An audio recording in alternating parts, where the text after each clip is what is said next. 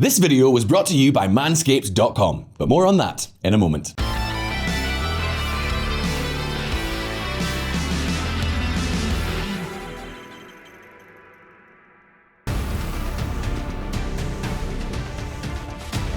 These images are horrific and speak for themselves. Faced with failure on the battlefield, one of Russia's latest strategies in Ukraine is to blatantly attack the civilian population in order to leave them without light and heat on the brink of the harsh Ukrainian winter. A winter in which temperatures range on average between -5 and 2 degrees Celsius, which is roughly 23 to 36 degrees Fahrenheit. Well, it is estimated that by mid-November 2022, around 40% of Ukraine's entire power generation infrastructure will have been destroyed. And according to the Ukrainian government itself, it's likely to get worse.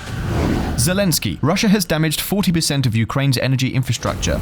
Ukraine warns of more attacks on infrastructure as mayor urges Kyiv to prepare for the worst. During the autumn, Putin's troops have been using their few remaining missiles and precision bombs, along with suicide drones purchased from Iran, to destroy water plants, power plants, thermoelectric and hydroelectric plants. And this is key in a country where the heating of most people living in urban areas depends on the heat that is generated centrally in these plants. In other words, we're not only talking about the electricity supply, but also about heating itself. Because in Ukraine, as in so many other places, most people do not have boilers at home. Instead, heat and hot water are generated in large power plants and then distributed through pipes to the homes themselves. Well, the result of the Russian attacks in both Kyiv and many other cities are suffering severe energy restrictions. Fewer heating hours, street lighting is not turned on or only minimally, and many businesses are unable to operate or can only operate intermittently. And naturally, apart from the cold and the difficulties that people are experiencing, in doing something as simple as being able to cook, we also have to take into account the damage to economic activity. With the arrival of autumn and winter, the war in Ukraine has turned into a war of attrition against the civilian population. Given at this point, the Russian army seems convinced that they do not have much chance of victory on the battlefield itself. What we are seeing, therefore, is the use of climate as a weapon of war. As simple as that. Putin wants to use the cold to provoke waves of discontent and weariness amongst Ukrainians. Because the truth is that one of the few options left to the Kremlin to at least try to back out of this conflict is for the Ukrainians themselves to say enough is enough and force Zelensky's government to negotiate. This clearly seems to be the Russian dictator's bet. But beyond Moscow's plans, the reality, however, may be completely different.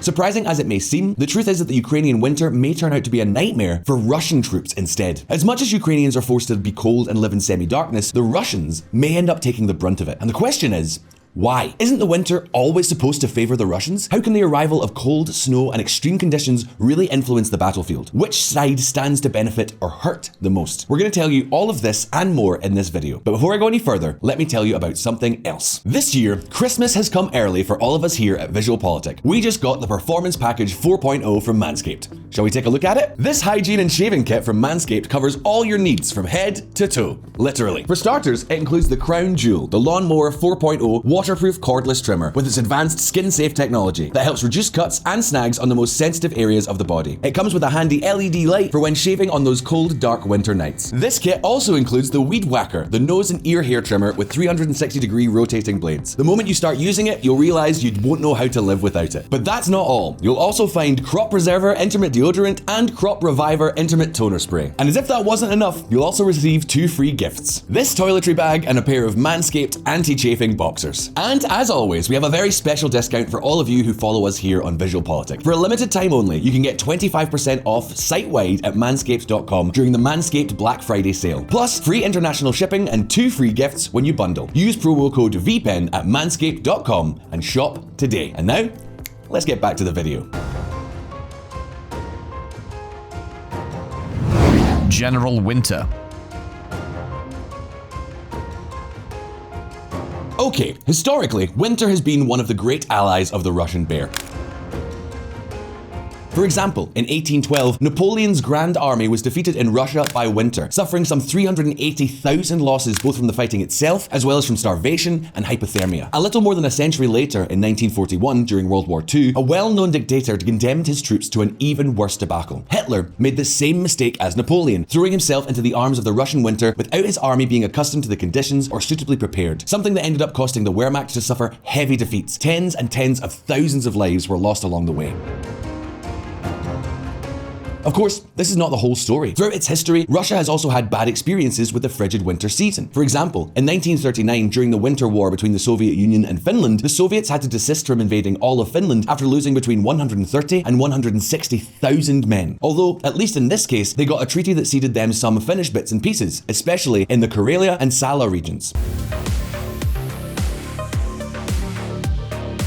Well, although winter has usually been an ally for Moscow, the Russian situation in Ukraine could end up being very similar to what happened in Finland in 1939, or even worse. Worse because the collapse of the Russian front in Kharkiv and Kherson, along with the bottleneck in the Donbass, did not occur in winter, but during the summer and autumn. And during those months, naturally, the weather was not a relevant factor. The Russian disaster has been brought about primarily by the technological superiority and intelligence supplied to Ukraine by its Western allies, in addition to the tremendous tenacity of the Ukrainians themselves, of course. It is an advantage that the winter could now even accentuate. The fact is that the winter season could make things much worse for the Russians, although naturally it wouldn't be a piece of cake for the Ukrainians either. A war in such a winter is not plain sailing for anyone. But now, the question is, why do we give so much prominence to winter? How could this cold season affect the course of the war? Well, without further ado, let's take a look.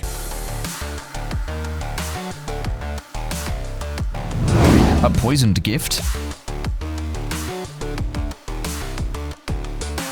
This time, it is not the Russians who are suffering from the invasion of foreign powers, but they themselves are the invaders. This has many implications that could work against them. And keep in mind, the Kremlin knows it. And so, with the end of summer and the arrival of autumn, they have tried to increase the pressure by attacking civilian targets. But, to tell you exactly why the Ukrainian winter may end up turning into a nightmare for Putin, the Kremlin, and the Russian troops, let's highlight 4 main reasons. And yes, the first of them has a lot to do with the theatre of operations itself, or rather, with fighting outside Russia. We are talking, of course, about supplies to the troops. Although this war is concentrated in the border areas, which are, in theory, the ones that Russia can supply best, the truth is that, in winter, this mission may not be easy at all. The reason, you see, is that a good part of the front, especially that of the Kherson region, is far from Russia's supply and production centres, despite being so close to Crimea. Because even 8 years after its annexation, Crimea is still supplied mainly from Russia. And let's see, while it is true that other conflict zones such as the Donetsk Oblast do have good connections with, for example, Rostov-on-Don, a large Russian industrial city of more than 1 million inhabitants, the rest of the front is not so lucky.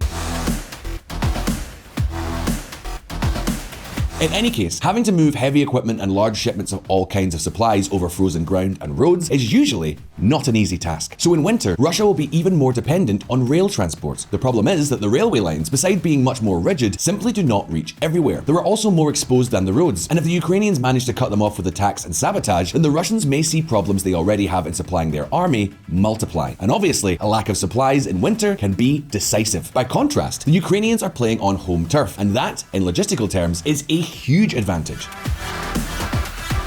But that's not all. To fight in winter, you need 2 things: preparation and equipment.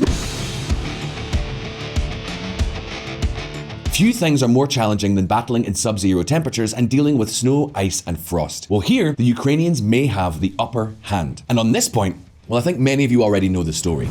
Russian mobilized troops poorly trained, lacked proper gear for war, Western intel.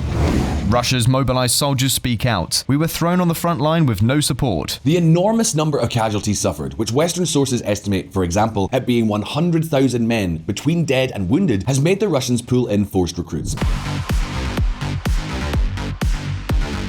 That is to say, new soldiers recently mobilized at full speed who in many cases have received practically no training before being sent to the front. And even those who have been more fortunate have barely received any preparation at all. And yes, you might think that the Ukrainians are facing a very similar situation. However, there's some important differences here. First, playing at home and fighting in your own cities is not the same as doing it in a foreign country without knowing the terrain, without the support of the population, and with morale at rock bottom. Secondly, today, Ukraine has more professionally experienced soldiers on the battlefield than Russia. In this respect, the territorial defense forces have been a massive success. And thirdly, many Ukrainian soldiers, professional soldiers, or soldiers with some combat experience are receiving first-rate training. For example, the British have been training Ukrainian troops for months, and now many other European countries have started to do the same. EU countries agreed to train Ukrainian soldiers as part of a new mission. So in theory, it seems that we're talking about know-how. The Ukrainians have an advantage over the Russians, and that is something that is worth double in the wintertime.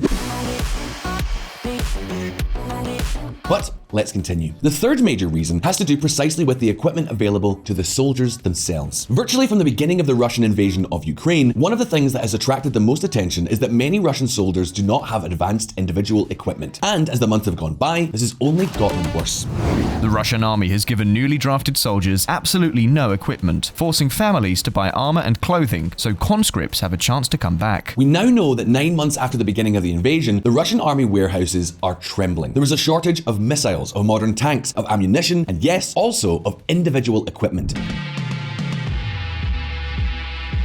Fighting in extremely cold, icy, and snowy conditions requires specific equipment. For example, soldiers' boots have to be able to withstand low temperatures and to walk on ice, and clothing has to be thermal yet lightweight to allow movement. Given the climatic conditions in Russia, we might think that its army is well supplied with these things, but the truth is that everything indicates that this is not the case. The chronicles that are reaching us from the front point out that the new Russian soldiers arrived practically empty-handed, and it follows that modern equipment is conspicuous by its absence.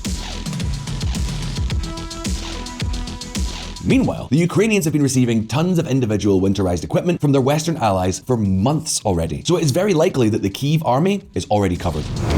NATO is rushing equipment to Ukraine as troops hunker down for the winter. Western countries are speeding up shipments of winter clothing, new rounds of artillery and counter-drone defenses to Kyiv as Ukrainian and Russian forces prepare for a months-long grind amid the mud and ice. And guess what? Exactly the same is true for heavy military hardware.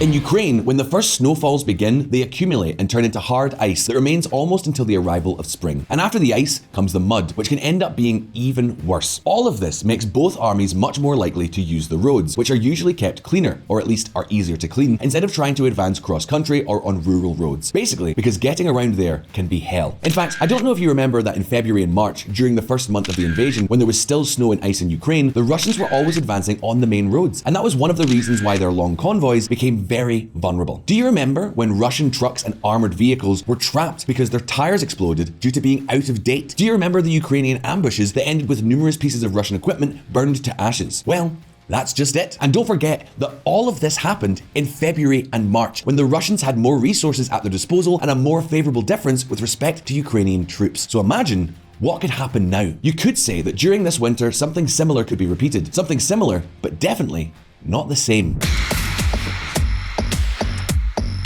You see, the Russians know all too well that their old-fashioned tanks, armor, and trucks don't do well off-road in winter, so you're likely to see less fighting in the open countryside. In addition, winter weather conditions are much more adverse, such as rain, snowfall, storms, or fog, which hinder the operation of drones, so necessary for both sides in order to fix targets and use precision weapons. For this reason, one of the possibilities being considered for the winter is that the war, although it won't actually stop, will enter a kind of snooze phase in which the operations we see will be on a much smaller scale and developments will be much slower. At the same time, however, the harsh winter conditions and more complicated movements through the terrain make the equipment suffer much more.